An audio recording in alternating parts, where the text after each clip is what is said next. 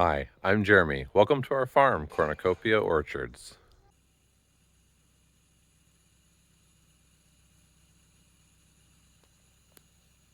So behind me here are the pieces for the corners for our siding, or they're supposed to be. They're not what the salesman ordered for me. They will work, but they require extra work to finish. But I'm tired of this company that they're using messing this order up and over again. So we're just gonna rip them down. Let me show you what I'm working with here. 3.5 inch is what we're doing for most of the other siding. So that's what this is. And this was supposed to be 4.5 inch, and it's 5.5 for reasons known to no one.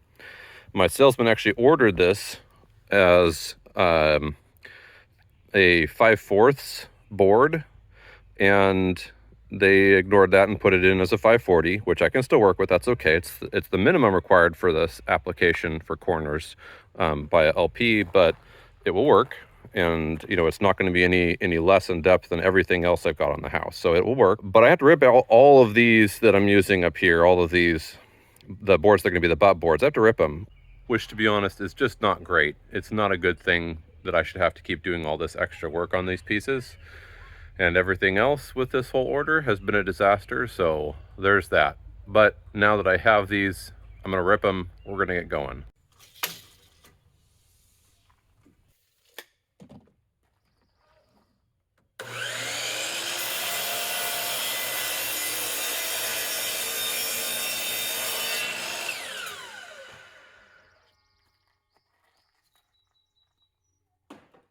Time to get this trim painted.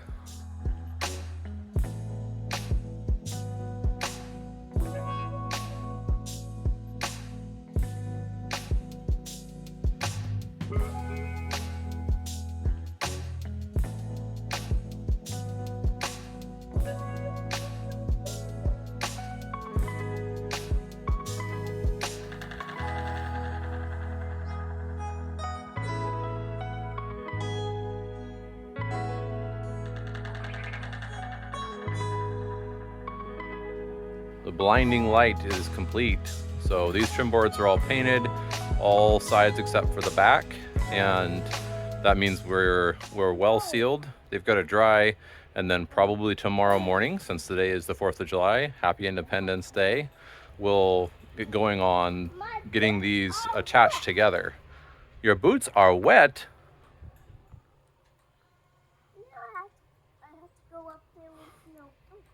You got to go up there with no boots. Wow.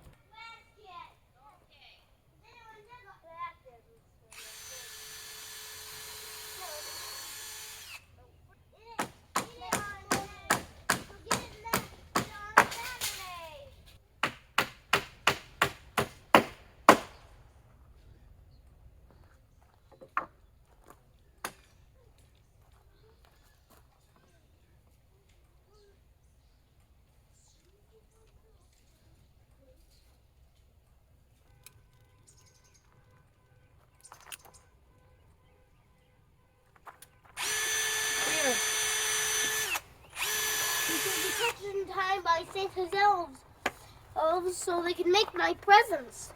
Ah, I think we have some time yet. So this one makes me sad, very sad, but I want to show you this.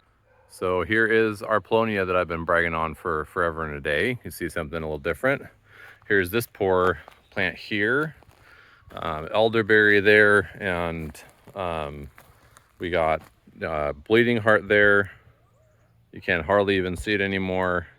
Anything that's not in the cage, the deer have just been brutal to. They're not supposed to, you know, eat a lot of these plants, especially bleeding heart, supposed to be highly poisonous to them. But thankfully, this Polonia, unlike some of the other ones, has put on so much height. I mean, we're talking this year alone, that's where it was last year. And it's trying. It wants to get high enough that these deer leave it alone. So I'm just gonna snip back all these lower branches so it doesn't put any more effort into it. And we're a fair ways in now, obviously, on this pasture, and it's come up just fine. It's not as thick as I would like, and the grass is not coming on super thick. You can see as far as like the blades go. We did just pretty deeply plow this field, and some of it's, you know, kind of clay soil, but that shouldn't be a problem as far as nutrients go. So I don't know, maybe we'll do a little test on it and see, but we did get a late start. There are some areas that are pretty nice and thick. So we just got finished gluing up all the rest of these boards. I got a couple of them done yesterday, so the glue is set. And we're gonna be putting on this corner right now. And let me show you what I'm doing with this. So we're coming off of a deck and then down the side. I went ahead and made sure that, you know, obviously it's gonna sit on the flash, and then this has gotta come down further. And up here at the top, both sides is gonna butt in right up against, but not quite to the soffit, enough room for a little caulk. So that should all be measured out. We'll check that in a minute. I have my 3/8 shims set up. Those are standard 1/4, so it's just that plus enough to make another one to make a 3/8. And I'm gonna be putting in 2 nails through this board. This is the smaller board of my 2 boards, 3.5 and 4.5 inch. So this board will get 2 nails in sets coming down, and every 24 inches. And then on the other side, it'll get 1 nail coming up that side there. And that, you know, kind of has to do with where the nails are already going, you know, into what board they're already going, and making sure that I'm able to accurately space off of the corners so that they're grabbing wood and not grabbing, you know, into the end grain of the sheathing. Pretty close to the right gap. I wanted up there on the top on this side. This side's a little bit wider, but I was essentially just trying to do the best I can to figure off the corner. And, you know, not having these corners was a bad thing, not a good thing. But here we are. So I'm gonna pack in what caulk I can back into this line where it separated just a hair there. And hopefully that will help me get that looking flush like it was supposed to, with, you know, the original, you know, not having any gaps. The next corner, this one's coming around our dining room, and a couple things here. So this is going to be our primary guest entry, and so I've chosen to face the butt to where you'd see the angle from out on the lawn or headed towards the utility. That just means that this is going to be less visible for most people. It's going to look like more of a single piece. Second thing is the flashing.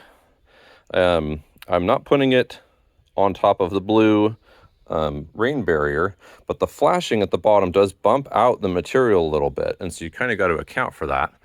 The way this one's wanting to sit right now is kind of farther off than I thought it would be, so I got to investigate why that is and see if I can't force this board in or fix whatever's behind it.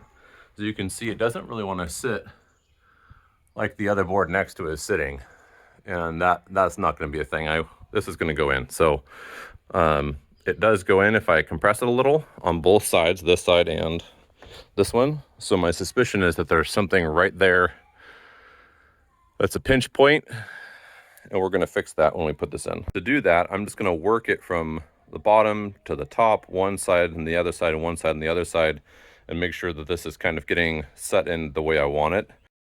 All right, not perfect, but I can work with it. Let me show you what I've got down here. So a little bit narrow on this side and on the bottom. And it does open up at the top. On this side, it's about consistent. Maybe you gain 1/16 until you get to the band board, that rim board. Boy, I didn't do a great job up there. I sure tried, but the other thing is this top piece here, I can't nail in really into that spot very well, at least not on this side. That side, yes. The other side, no. That's just due to the way that whole assembly worked out with the hidden hanger. Lift is here.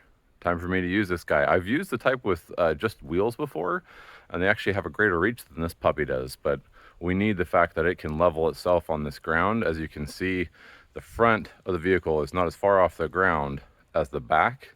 It's pretty substantial in some spots, and that's one of the flatter areas. So let's get up there and see how it works.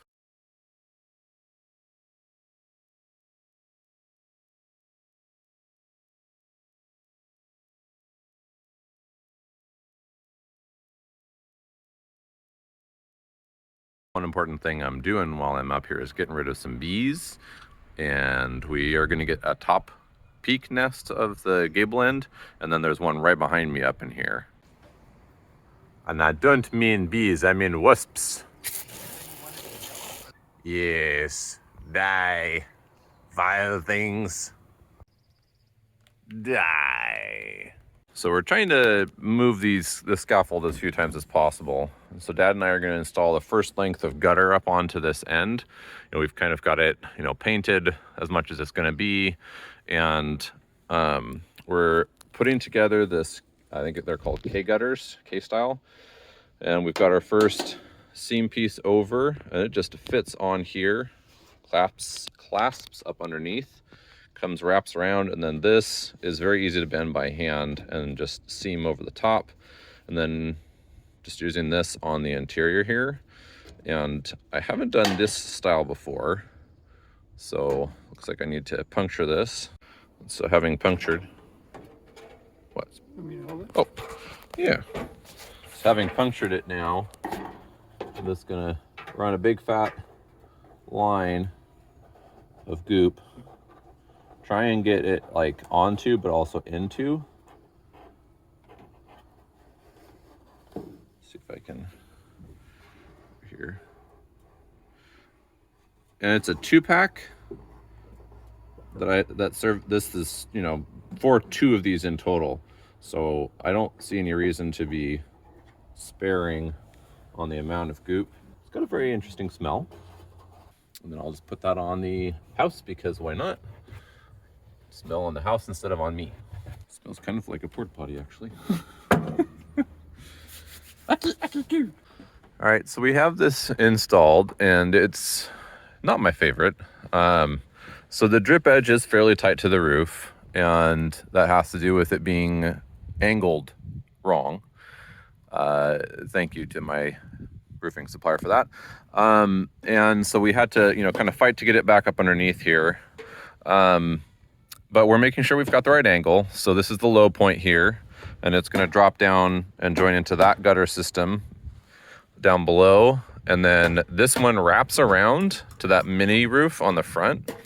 And so, you've got your low point, and it's got to come up from there. And so I've brought this down as far as I feel comfortable. There's another, the gutter ends up about like right there. And so there shouldn't be water getting behind there. And obviously we have a ways to go up. And then the center of the roof will have the high point, and then on the far side, another of these downspouts are going to be installed. These are kind of finicky though. And it's partly because it's hard to install these after the fact, in my opinion. And then other than that, these hidden hangers here are, they're not bad to work with. I had thought that they would go up underneath and into the framing member behind, but we missed on one, and that's how deep it is. You can barely see the tip.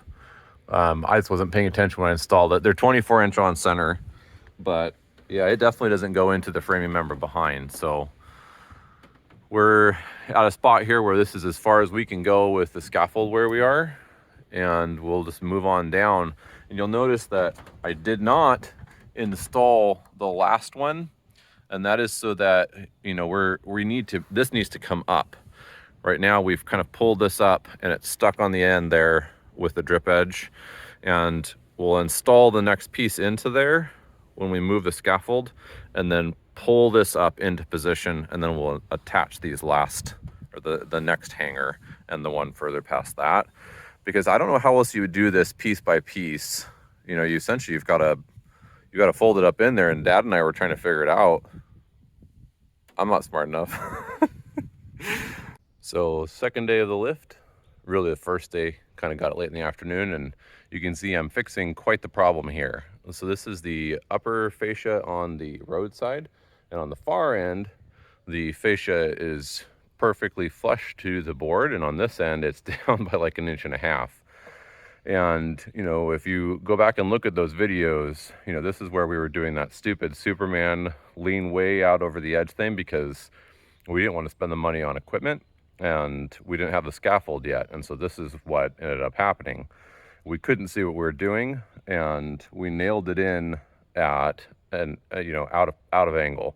So I've gone back 10 feet in, pulled the nails, cut the nails, and now we're going to pull this up to where you can actually nail down and have it hit something, and it's going to hold, and it's going to be at the right the right, you know, plane. This little bitty nail is going to be what's going to do it. And obviously I don't have a tripod and I don't have any way to capture this, but I'm just going to take this guy here, pull him up with a hammer, and then nail it off, and we should be good to go. So Casey's got a project on getting some shelves in the well house put up for extra storage. And Dad and Ben and I have been working on some of the prep parts since we only have one day and then we switch over to the weekend. So we're getting our rafter joists in here and kind of doing them where we have the, so you can see we've got some done down there at the end and some right here.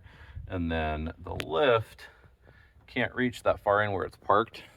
So we've got to get it moved up. And then up here, I don't really want to park it on this section of slope. So as you can see, we move the scaffold and we'll move it one more time, but between, you know, moving it like right here to catch the end, and then the lift will grab the first 16 feet or so of the roof line here. And that should get us in a pretty good spot. We still have some work to do of prep. This has been sitting for a while, so we got to clean off and paint. We've kind of worked up until here with that, and then tape the seam. And then we have to decide if we're gonna install these gutters first, and then the drip, and then the metal, which we may do. Just having found out how the gutters are a little bit annoying to install with the drip already on. I don't know, we'll see. But not ideal. One of the other reasons we rented the lift. Boom, crash.